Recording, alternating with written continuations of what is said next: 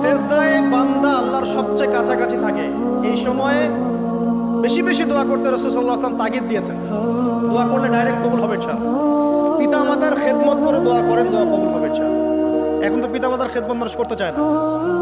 এটা সেই যুগ যে যুগে পিতা মাতার সাথে বাবার খেদমত করে দোয়া করেন, দোয়া কবুল হবে ইনশাআল্লাহ। কোরআন তেলাওয়াত করে দোয়া করেন, দোয়া কবুল হবে ইনশাআল্লাহ। মনে করেন শেষ রাতে উঠেছেন, মানে শেষ রাত বলতে বোঝাচ্ছি এই ধরেন যে 2টার পর থেকে, এখন 2টা আড়াইটার পর থেকে নিয়ে ফজর পর্যন্ত শেষ রাতে উঠেছেন।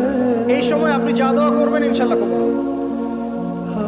হ্যাঁ, বলতে বাধ্য হচ্ছি, এখনকার তরুণ সমাজ ওই 2টা আড়াইটার দিকে ওই যে কার কার খেলা থাকে, ওই খেলাগুলো দেখার জন্য ওঠে, তাহাজ্জুদ পড়ার জন্য উঠতে পারে না।